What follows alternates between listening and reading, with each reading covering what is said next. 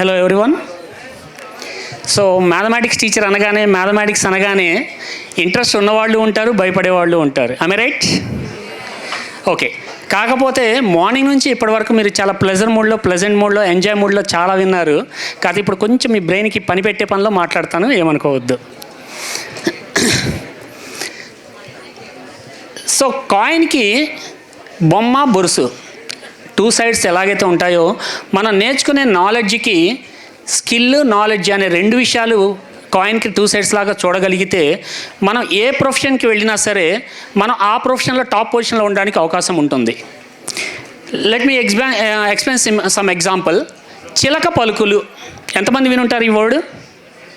చిలక పలుకులు చాలామంది బాగానే వినే ఉంటారు.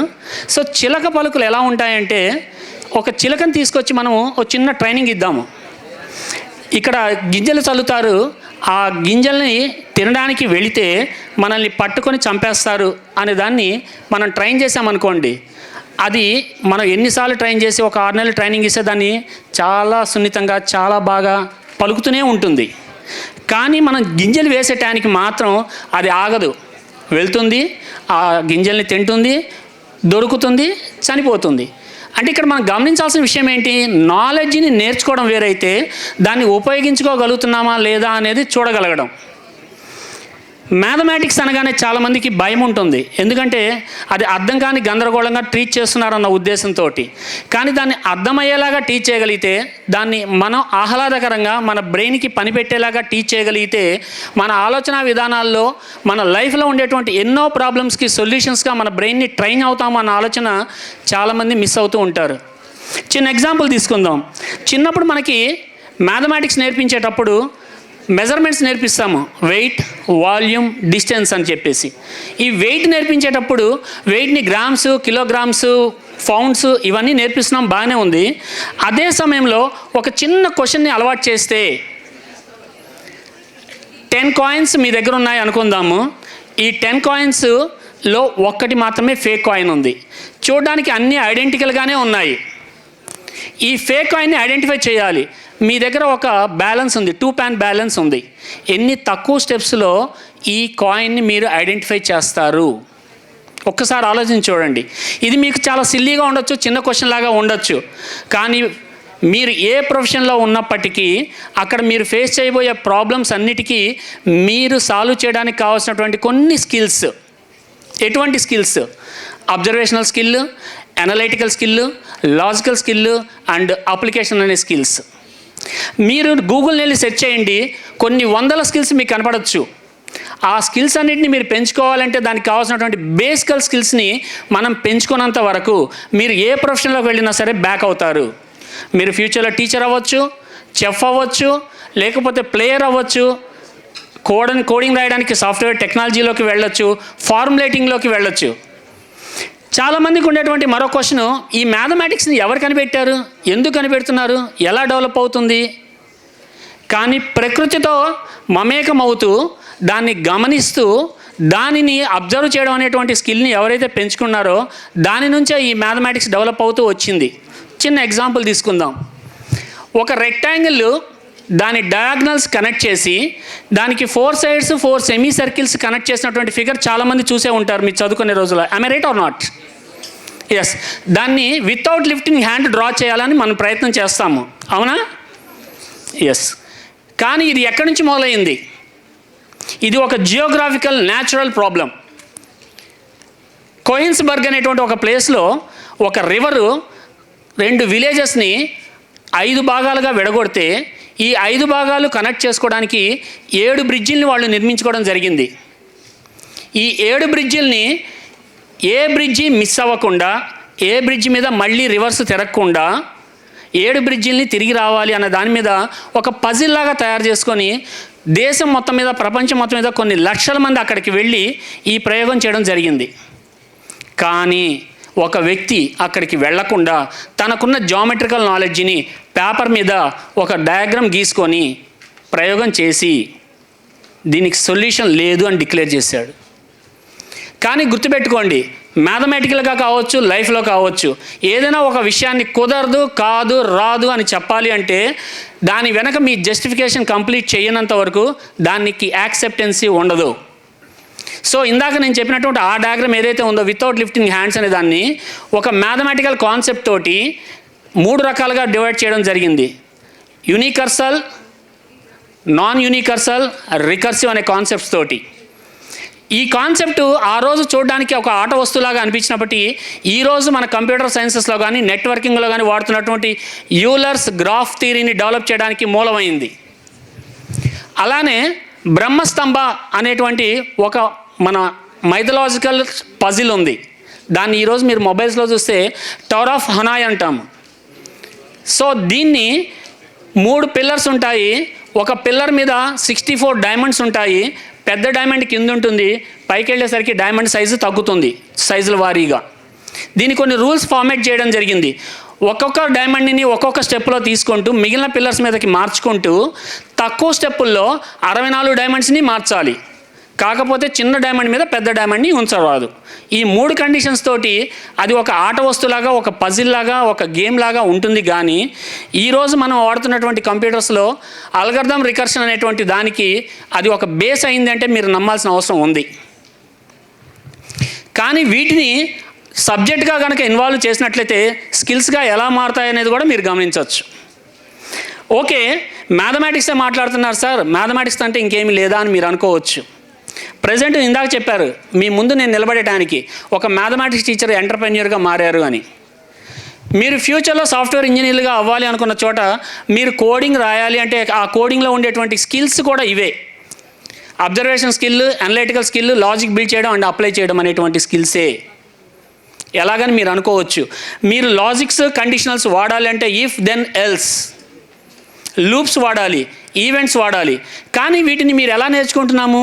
టెక్స్ట్ బుక్లో చెప్పినటువంటి కొన్ని ప్రాబ్లమ్స్కి 2 నెంబర్లు కంపేర్ చేయడము, ఎడిషన్ చేయడం, సబ్ట్రాక్షన్ చేయడం, మల్టిప్లై చేయడం, లేదంటే కొన్ని నెంబర్స్ని ascending order, descending order, Fibonacci numbers రాయడం, ఫ్యాక్టోరియల్స్ రాయడం. కానీ ఇవే లూప్స్, ఇవే కండిషనల్స్, ఇవే ఈవెంట్స్ని యూజ్ చేసుకుంటూ సమ్ డిజైన్స్ కోడ్ రాయడానికి ఎందుకు ప్రయత్నం చేయకూడదు? సమ్ డిజైన్స్ కోడ్ రాసిన తర్వాత ఆ డిజైన్స్ తోటి ఒక షేప్ డిజైన్ చేసిన దాన్ని యానిమేట్ చేయొచ్చుగా, ఈ యానిమేషన్ నుంచి గేమ్స్లోకి మార్చొచ్చుగా, స్టోరీ టెలింగ్లో మార్చొచ్చుగా. వీటన్నిటికీ మళ్ళీ యూజ్ అయ్యేవి ఇప్పుడు మనం చెప్పుకున్నటువంటివే లాజిక్స్, కండిషనల్స్, ఈవెంట్స్, లూప్స్. మీ ఎదురుగా నిలబడ్డ వాళ్ళందరూ ఇప్పటివరకు మీ జర్నీస్ చెప్పారు, వాళ్ళ జర్నీస్ చెప్పారు. నా జర్నీ చెప్పాలంటే ఒక టీచర్గా ఉన్న నేను కరోనా టైంలో కోడింగ్ అనేది స్కూల్ పిల్లలకి నేర్పించండి అనేటువంటి ఒక ప్రయాణం చేసినప్పుడు ఒక పెద్ద కంపెనీలో ఒక ఫ్రెండ్కి వాళ్ళ బాబుని జాయిన్ చేస్తే ఒక టీచరు చెప్పిన concept multiplication tables. Multiplication tables అని చెప్పి అక్కడ మల్టిపుల్స్ మాత్రమే నేర్పించడం జరిగింది. నేను దాన్ని కొంచెం కరెక్ట్ చేయమంటే టేబుల్స్కి మల్టిపుల్స్కి ఉన్న డిఫరెన్స్ తెలియలేదు. ఆ ప్రయాణంలో ఒక బుక్ పట్టుకోకుండా, ఒక దగ్గరికి వెళ్ళి ట్రైనింగ్ తీసుకోకుండా, ఒక వీడియో చూడకుండా కోడింగ్ నేర్చుకొని స్కూల్ పిల్లలకి 1st క్లాస్ నుంచి 9th క్లాస్ పిల్లలకి కోడింగ్ నేర్పిస్తున్నాము. అది టీచర్స్ ద్వారా. అండ్ దట్టు ఆ టీచర్స్ కంప్యూటర్స్ తెలిసిన వాళ్ళ అంటే సారీ, వాళ్ళకి అప్పటి వరకు కీబోర్డు తెలియదు, మౌస్ తెలియదు. తెలుగు టీచర్ కోడింగ్ నేర్పిస్తున్నారు, ఇంగ్లీష్ టీచర్స్ కోడింగ్ నేర్పిస్తున్నారు, మ్యాథ్స్ టీచర్స్ కోడింగ్ నేర్పిస్తున్నారు, సైన్స్ టీచర్స్, సోషల్ టీచర్స్ కూడా కోడింగ్ నేర్పిస్తున్నారు స్కూల్ పిల్లలకి 1st క్లాస్ నుంచి 9th క్లాస్ వరకు.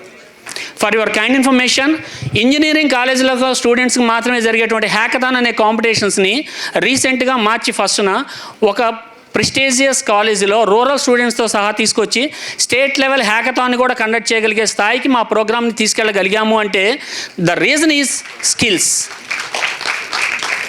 సో రేపు మీరు ఎక్కడికైనా వెళ్ళండి, ఆ స్కిల్స్ని మీరు పెంచుకోగలిగితే ఎలా పెంచుకోవచ్చు?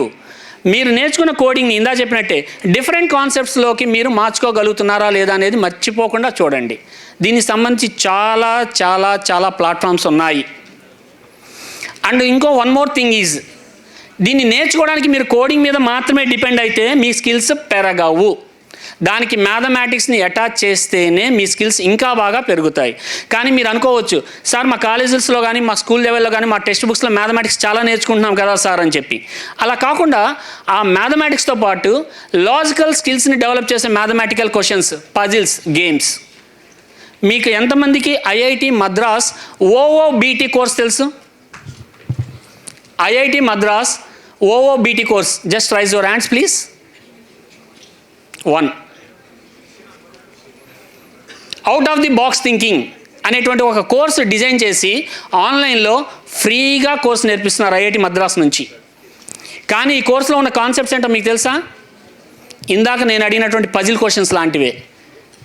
సో మన ఆలోచన విధానాన్ని పెంచుకోవడం కోసం రెగ్యులర్ మ్యాథమెటిక్స్ని రెగ్యులర్ స్టైల్లోనే కాకుండా డిఫరెంట్ స్టైల్స్లో ఎలా చేయొచ్చు, ఎలా చేయాలి అనేటువంటి ఒక థీమ్ని డెవలప్ చేయబడింది ఈ ఓఓబీటీ కోర్స్.